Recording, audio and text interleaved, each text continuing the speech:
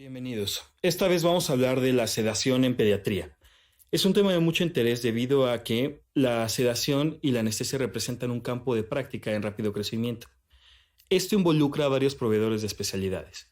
La realidad es que, aunque se recomienda que solamente los anestesiólogos pueden dar sedaciones, más para los pacientes pediátricos, en otros países del mundo muchas otras profesiones se dedican también a esto. Por lo tanto, la literatura que rodea este capítulo se encuentra en una variedad de artículos, muchas fuera de la anestesiología. Particularmente para realizar esta charla, hicimos una amplia revisión del tema y los dentistas son los que también han escrito mucho de esto. Hay papeles y guías para profesionales de la salud que no precisamente son anestesiólogos. La realidad es que cada día se atienden más pacientes en una gama más amplia de procedimientos.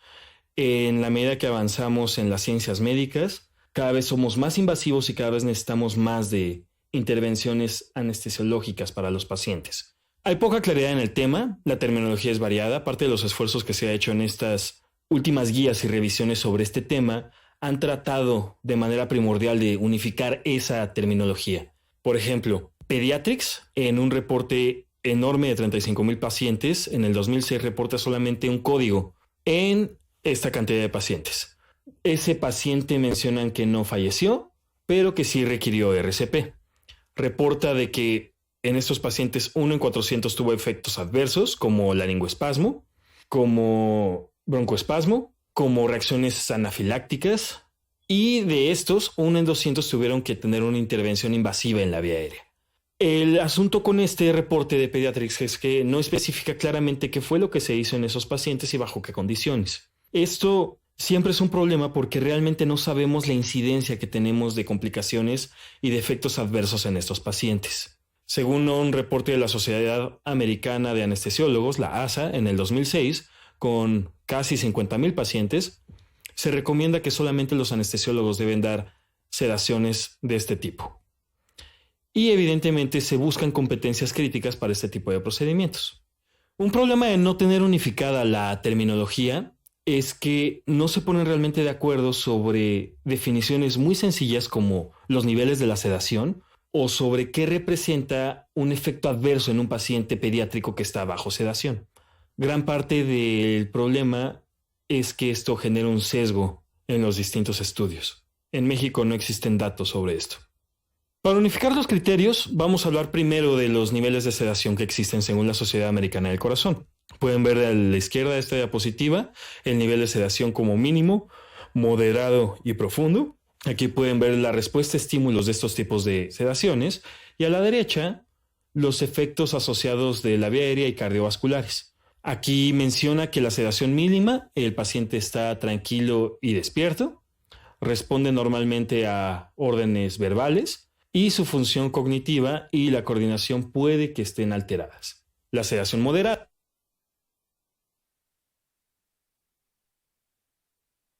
esta se puede encontrar en varios textos como sedación consciente. De ahí viene el problema de la terminología, pero para fines de esta charla hablaremos de sedación moderada. El paciente está adormilado, pero lo pueden despertar fácilmente. Responde a la estimulación táctil ligera o a comandos verbales y tiene reflejo de retiro para estímulos dolorosos. Es difícil de apreciar en esta etapa de sedación moderada porque está en una fase de transición realmente entre la sedación mínima y la sedación profunda, hablando de los datos clínicos que tenemos. Por eso siempre es deseable a los pacientes que están en sedación moderada dar, y más si lo queremos mantener en ese nivel de sedación, hacer una evaluación continua del paciente. Muchas veces podemos, o más bien el paciente puede mantener su vía aérea, es adecuada la ventilación espontánea en los pacientes, y la función cardiovascular usualmente se mantiene. Aquí el punto clave es que, como ya mencioné, debido a que es un periodo de transición, cualquiera de estos fenómenos de vía aérea y efectos hemodinámicos están en un proceso dinámico. O sea, cómo puede mantenerse, cómo puede empeorar, cómo puede mejorar. Y ahora, la sedación profunda. El paciente está completamente dormido o en coma y no es fácil de despertarlo. Y aquí podemos tener varios compromisos de la vía aérea, que pueden requerir ya maniobras invasivas, desde maniobras para liberar la vía aérea hasta poder ventilar al paciente, y puede que tenga alteraciones hemodinámicas, pero usualmente se mantienen.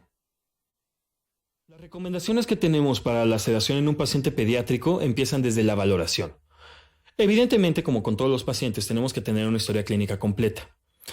Los puntos importantes que tenemos que recalcar y que las distintas guías recalcan es preguntar intencionadamente al paciente si tiene experiencia adversa con sedaciones y anestesias, el historial que tenga de una vía aérea difícil, si consume medicamentos actuales, buscando interacciones potenciales entre suplementos alimenticios o cualquier tipo de medicamento que use de manera crónica o por algún proceso agudizado, las alergias del paciente a medicamentos y a efectos ambientales, y si tiene exposición frecuente o repetida a agentes sedantes o analgésicos.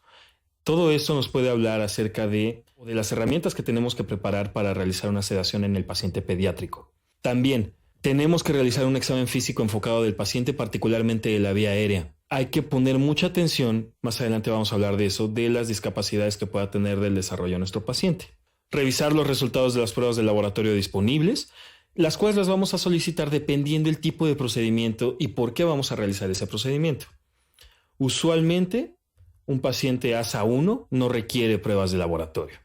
Y, por supuesto, evaluar de nuevo al paciente inmediatamente antes del procedimiento, siendo muy cuidadosos y previniendo que no se haya agregado algún evento agudo como una infección de vía aérea superior.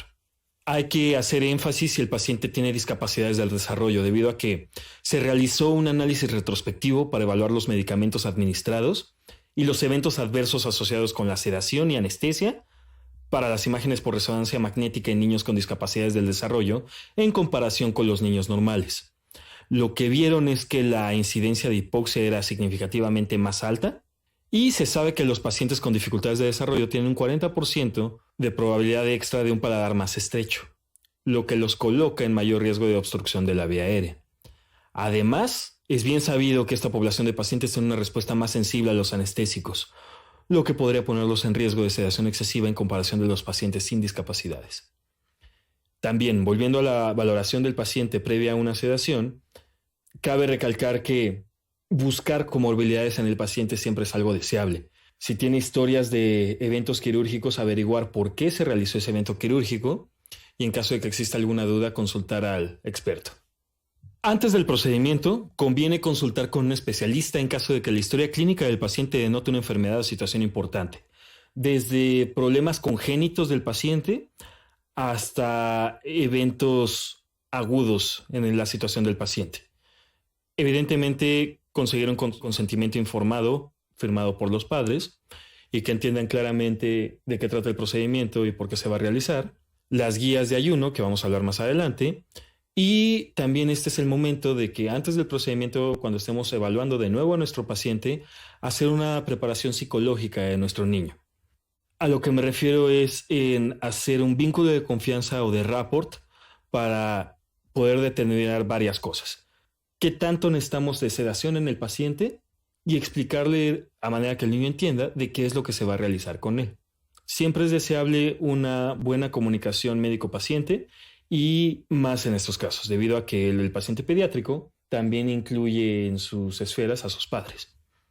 Las guías de ayuno que recomienda la Sociedad Americana del Corazón, o ASA, son las siguientes. Para líquidos claros o jugos de fruta que no tengan pulpa, o té o café negro o bebidas carbonatadas, son 2 horas mínimas de tiempo de ayuno. Evidentemente, estos tiempos de ayuno están pensados en un paciente que sea sano.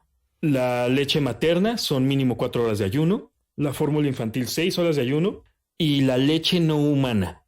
Las comidas ligeras tienen que ser mínimo 6 horas de ayuno. Las comidas que incluyan cosas fritas o grasosas pueden prolongar el tiempo de vaciado gástrico. Hay que tener cuidado con eso. Y evidentemente para esta guía se tiene que tomar muy en cuenta la cantidad y el tipo de comidas que vaya a ingerir el niño o que haya ingerido el niño para determinar un periodo de ayuno que sea apropiado. En los pacientes pediátricos hay que tener muy en cuenta que un tiempo de ayuno prolongado provoca hipoglicemia, más en los neonatos o en los lactantes. Así que tenemos que ser muy juiciosos y llevar muy bien los tiempos para iniciar un procedimiento de sedación en esos pacientes.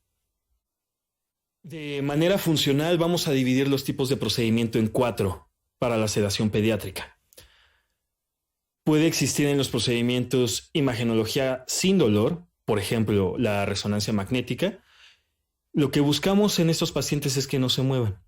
Usualmente requiere que el paciente esté dormido y que no lo estén moviendo o molestando.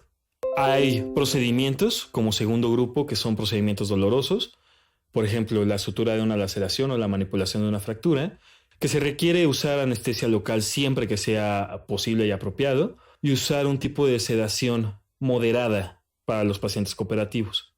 Para estos medicamentos, hablaremos de eso más adelante, se puede usar la ketamina debido a que tiene efectos analgésicos e inmovilizantes.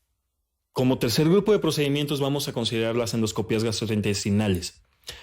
Ejemplos de estos son la gastroscopía y la colonoscopía. Usualmente una sedación moderada puede usarse para los pacientes cooperativos. Usualmente no es dolorosa a menos de que esté distendido el colon.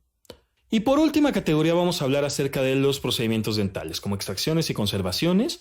Aquí buscamos la sedación consciente o, como habíamos dicho, sedación moderada para los pacientes cooperativos. Evidentemente requerimos anestesia local, esto es muy importante. Y tener cuidado si decidimos usar opioides por los efectos, dado a que estos procedimientos son usualmente ambulatorios.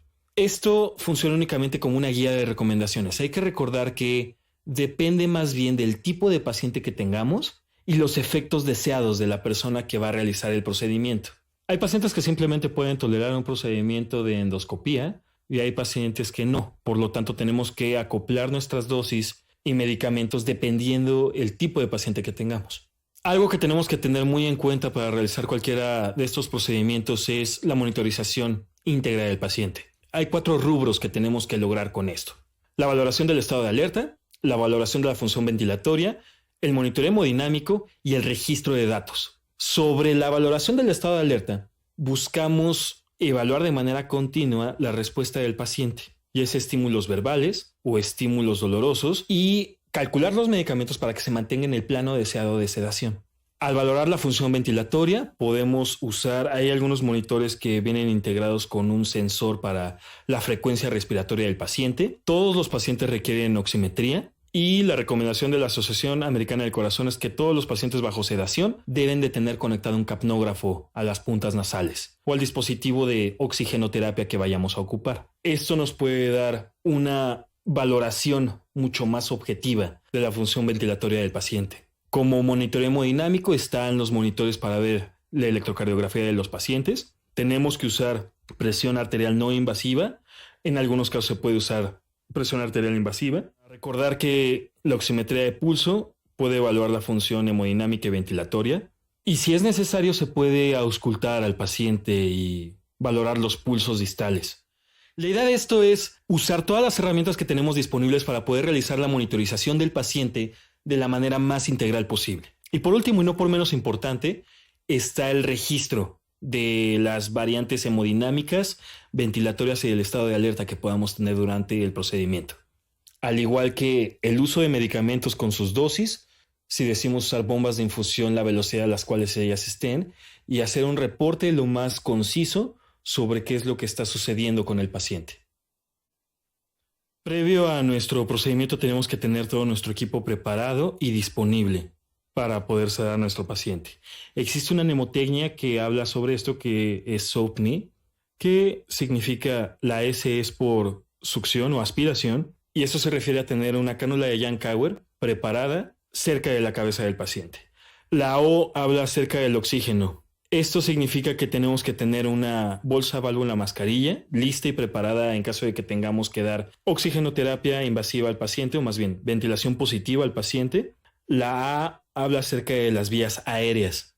Para esto tenemos que tener preparado el equipo de intubación y equipos de rescate, llámeseles mascarillas laringeas preparadas. La P es la posición correcta que tenemos que tener del paciente de olfateo, y si es un niño muy obeso, se puede usar una posición de rampa. La M habla de que tenemos que tener preparados los monitores y medicamentos. Para esto, tenemos que tener los medicamentos que vayamos a usar y los antagonistas en caso de que sea necesario, y de preferencia, medicamentos para revertir los efectos adversos de nuestra elección para sedación. Por ejemplo, el uso de efedrina o de atropina para contrarrestar los efectos hemodinámicos de algún medicamento. Y por último, End-Tidal CO2 y otro equipo, como la E de nuestra mnemotecnia. lo que mencionábamos en diapositivas previas. Es menester completamente tener un end-tidal de CO2 o un capnógrafo disponible, o mínimo un equipo que pueda cambiar de color. De preferencia también tenemos que tener un buggy cerca de la cánula de Yankauer, 2 laringoscopios con las luces checadas y, en caso de que se presente una vía aérea de urgencias, un videolaringoscopio. Aparte de esto, vamos a agregar a nuestra mnemotecnia una E de que tenemos que tener un equipo de respuesta a urgencias disponible en caso de que se complique el procedimiento o que suceda algo. Nos referimos a que es un equipo de respuesta a urgencias que tiene que estar capacitado con protocolos de reanimación avanzada en caso de que algo salga mal con el paciente. Me refiero a entrenamiento de PALS, de Pediatric Advanced Life Support, y tener preparado todo lo necesario para hacer maniobras de reanimación y tener todo preparado para realizar maniobras de desfibrilación, compresiones torácicas, invasión de la vía aérea y accesos intraóseos para administración de líquidos. Hay también varias recomendaciones en la administración de los fármacos. Tenemos que checar el tiempo adecuado del fármaco. Cada fármaco tenemos que estar muy familiarizados con el inicio de acción, inicio pico, tiempo de redistribución. También tenemos que administrar cada componente de nuestra sedación de manera individual.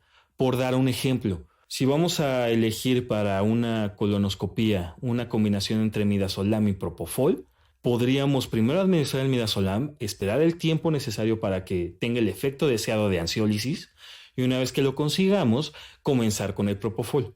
Hay que recordar que muchos de los medicamentos que se ocupan para las sedaciones son medicamentos que hacen sinergia, así que si de manera individual pueden no causar depresión respiratoria, si se pasan de manera concomitante, sí pueden provocar apnea en el paciente. Siempre hay que administrar dosis fraccionadas lentamente y, evidentemente, requerimos un conocimiento de los fármacos empleados, al igual que de los antagonistas, efectos adversos y efectos terapéuticos.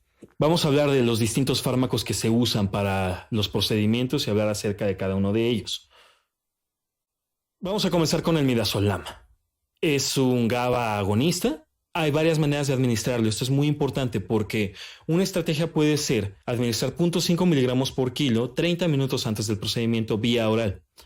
Usualmente se administra con algún jugo, siempre y cuando no sea jugo de toronja, porque la literatura describe que inhabilita el fármaco. Y tenemos que esperar 30 minutos antes de iniciar el procedimiento para empezar a ver los datos de sedación del paciente.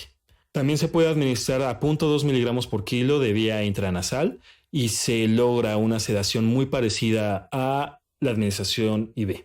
O de 25 a 50 microgramos por kilo vía intravenosa. Hay unas dosis máximas recomendadas. Estas son 6 miligramos para niños de 1 a 6 años, 10 miligramos para niños de 6 a 12 años y 7.5 miligramos para niños de 12 a 18 años. Uno de los efectos deseados del midazolam, y por eso se recomienda usar en la mayoría de los procedimientos de sedaciones, es que, aparte de la ansiólisis que hace, puede provocar apnesia en los pacientes, lo cual también es un efecto deseable. La manera de antagonizarlo es con un medicamento llamado flumazenil. Y una vez si decidimos antagonizarlo, hay que vigilar al paciente en caso de que se requieran dosis más elevadas de flumazenil. Recordemos también que esta benzodiazepina, como todas las benzodiazepinas, no provoca analgesia. Lo único que vamos a lograr es ansiólisis y una sedación moderada. Casi no deprime la función respiratoria de los pacientes. Hablemos sobre la ketamina. Este antagonista del receptor NMDA, hay que recordar que produce un efecto disociativo en los pacientes. Eso significa que el paciente no se va a mover, pero probablemente tenga los ojos abiertos y tenga algún grado de cialorrea. El paciente en este estado disociativo tiene una adecuada analgesia. Es de los pocos medicamentos que produce sedación y analgesia al mismo tiempo. Se puede usar de manera oral y se comparó la ketamina oral con la intramuscular para los procedimientos de oncología. La dosis única de 10 miligramos por kilo de ketamina oral combinada con midazolam resultó ser tan efectiva e igualmente bien tolerada como una sola dosis de ketamina de 6 miligramos kilo combinada con midazolam IV. La manera de administrarla, si no es oral o intramuscular, es comenzar con una dosis de 2 miligramos por kilo con dosis subsecuentes de 1 miligramo kilo si es necesario. La dosis intramuscular de este medicamento es de 5 a 10 miligramos por kilo.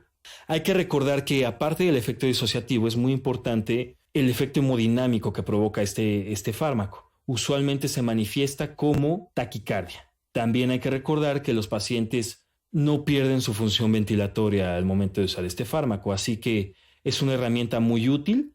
Debido a los efectos que tiene disociativos, este medicamento funciona como sedante y como analgésico, así que es un medicamento deseable para realizar suturas en los pacientes, curaciones y procedimientos que sí le puedan significar dolor al paciente.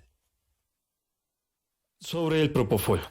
Este medicamento, que actúa también parcialmente gracias a GABA agonismo, es una excelente opción para la sedación en los pacientes porque tiene rápido inicio de acción, su tiempo de redistribución es muy breve.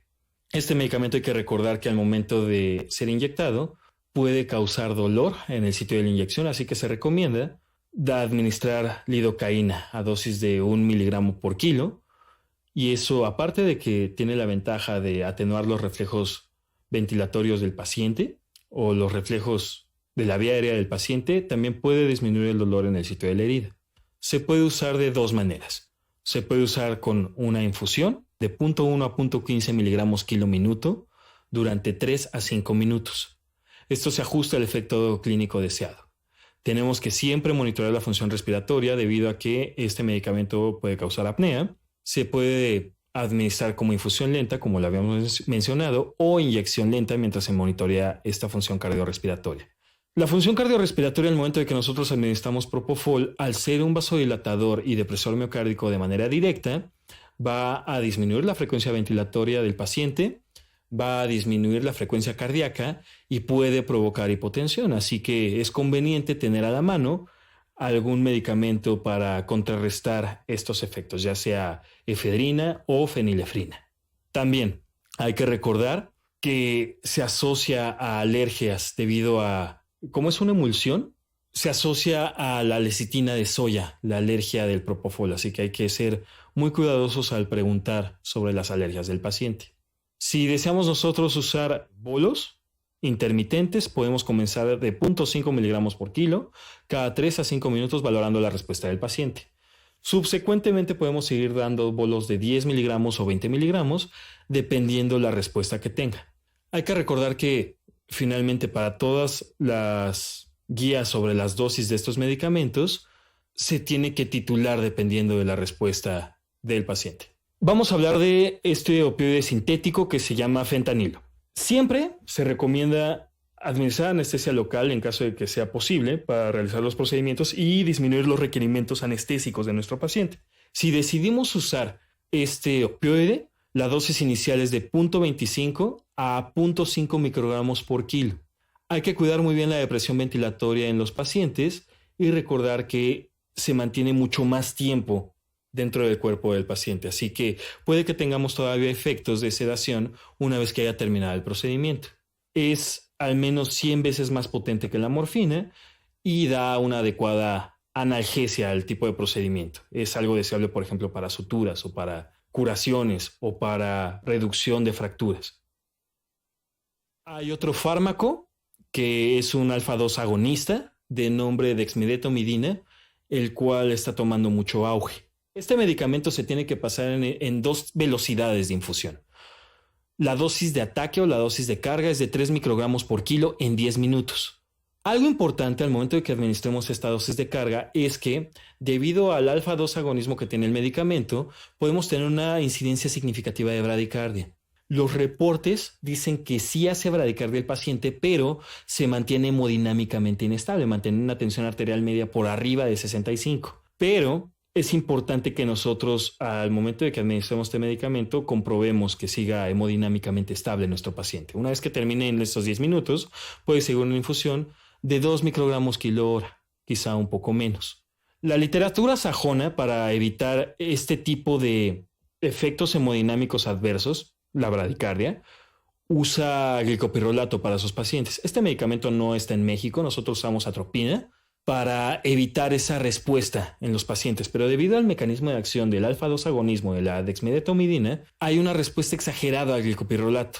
Podemos inferir nosotros que también, no hay estudios sobre esto, pero podemos inferir que también hacen una respuesta exagerada a la atropina, y esto provoca taquicardias, muchas veces inestables, y elevación de la tensión arterial.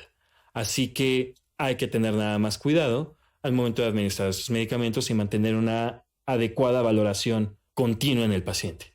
Como conclusiones, es menester entender que la literatura actual refleja el hecho de que las lesiones graves que resultan de la sedación en los niños son raras, pero los eventos adversos menores son realmente comunes. Por eso es deseable tener una persona preparada para tratar estos eventos adversos en los pacientes. El principal es el laringoespasmo. Se requiere un profesional de la salud con entrenamiento sobre el manejo de vía aérea pediátrica. Las competencias requeridas para proporcionar una sedación segura variarán con los fármacos utilizados. Hay muchas combinaciones de fármacos. Se pueden usar los que hemos visto y también hay reportes y guías que usan fármacos no tan comunes. La recomendación principal es estar completamente familiarizado con el tipo de fármaco que vamos a usar o la combinación de fármacos que vamos a usar y tener todo el equipo disponible en caso de que se requiera tratamiento invasivo del paciente. Y por último, los estudios futuros que incluyen grandes cohortes de pacientes con sedación con terminología estandarizada ayudarán a definir mejor las prácticas más seguras y mejores para el futuro.